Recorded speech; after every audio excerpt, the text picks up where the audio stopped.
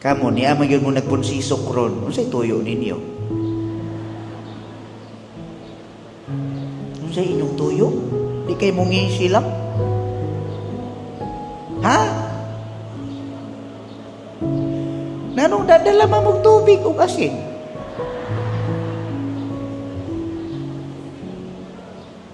Bitaw? Kanindot unta nga matag adlaw nga misa ingon ani? Nangandoy yun ko. Pero nga naman, o walay bisita, wa man po'y manimba. Diya man mahibawan. Ha? Atong tanawon mga igsoon ng atong ebanghelyo, no? For us to concretize things, to deepen our reflection. Anyway, unya po mas pagdarwin mabot. Una, sa atong ebanghelyo, duha ang gipasabot ni ini. Kung ikaw magtukod og bahay, kinahanglan itukod nimo dili sa balas, kun dili gayon ngadto sa bato. Ingon sa atong ebanghelyo, sa bato aron lig-on. Dili siya gusto nga kung magtukod kag balay atong gamiton si Jesus nga sama lamang sa atok. Haron lang matabunan ang kainit o magulan mao'y mutabon. Dili gusto si Kristo nga gamiton siya kung magtukod kagbay nga usa lamang kabungbong. Haron maprotektahan ang mga forces, the four walls to protect the family nga naa sa sud, ang sud sa bahay. No, dili siya gusto nga kung magtukod kag bahay imong unaon si Kristo usa lamang kasawg. Karon nindot imong lakon o lakwan. Kundili ang iyang gusto siya maugayod ang pundasyon sa imong balay. Kung moarita sa ato ang Kristohanon nga pagtuo, kinahanglan si Kristo maugayon ang ato ang modelo. Siya mao'y atong sumbanan. Mao na mga igsuon, sa laing bahin usab, nagpasabot din nga kung maminaw di ay kita sa pulong sa Dios, dili lang kay taman sa pagpaminaw. Lahi man ang nakadungog ka. Karon for sure nakadungog man yun mo. Hello?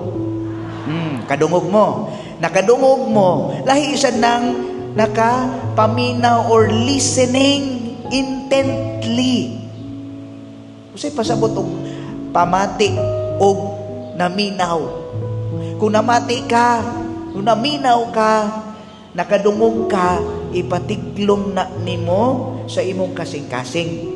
Dayon, human sa pagpatiglom sa kasing-kasing imuhang dalon sa imong pamalandong o pag-ampo.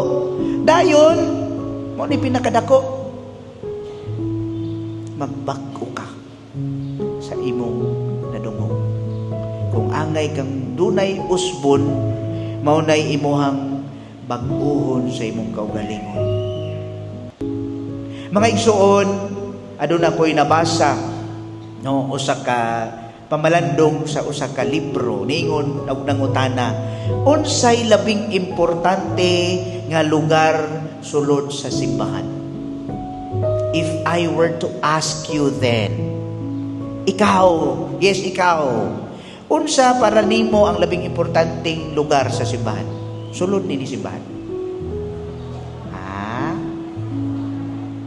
Blessed Sacrament, yes. Sa uban, altar, yes.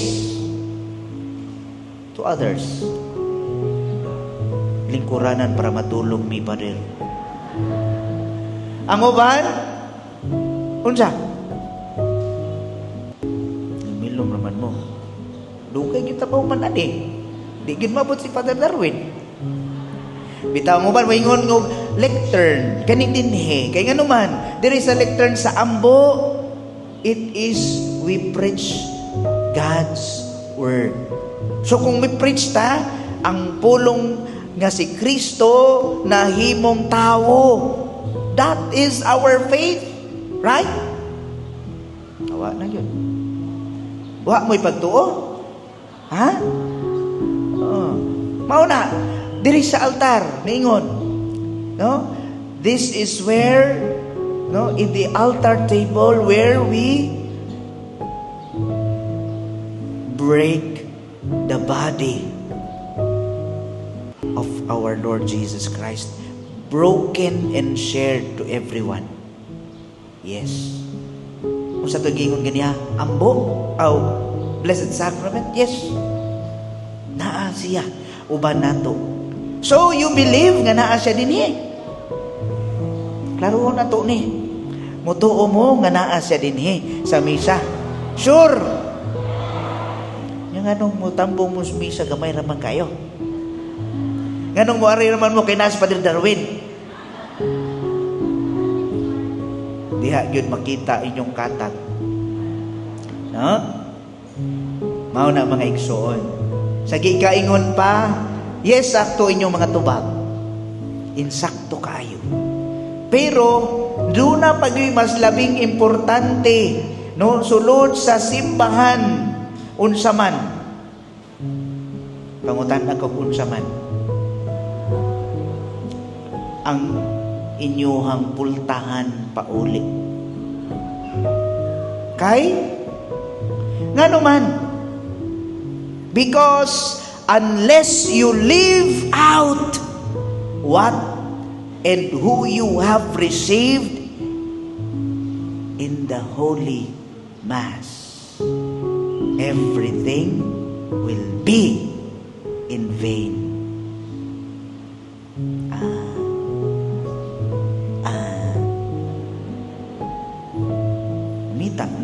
Naminaw mo?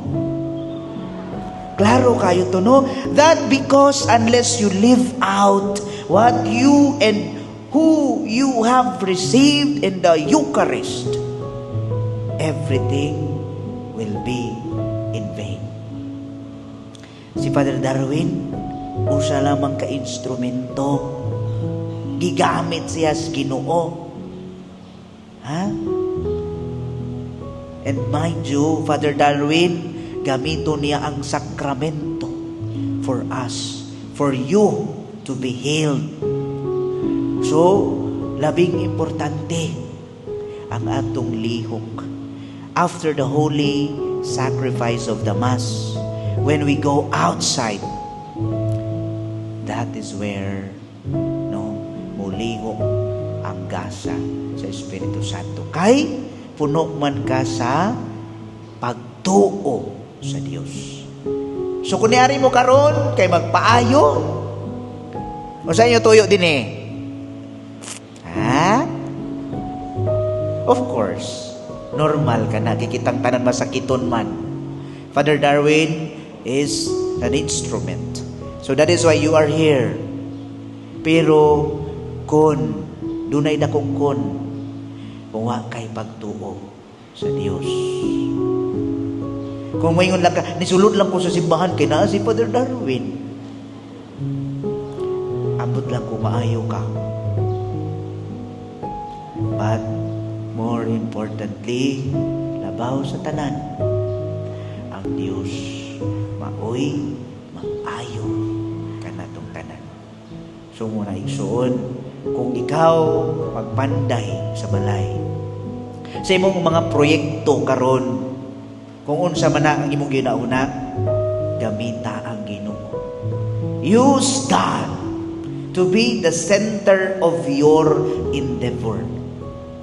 No, sa giingon pa, and He will always crown you with success. Whatever physical problems diri sa kalibutan, daghang unos, daghang bagyo, ulan, baha, matarantarta. So that is why kabahin sad na ang hagit nato sa kinabuhi. Espirituhanon, kung wala tay laom nga pagtuo sa Ginoo, dali ra kang mapukling. That is why in every celebration kung magsantos nga misa, labi na sa kasal, mangutana gyud ko, gusto mo malahutay sa inyong kaminion? Unsay sikreto? Mulahutay og magmalipayon? Gikinahanglan puy-an ninyo ang gugma ni Kristo. Kay kun wala gani si Kristo,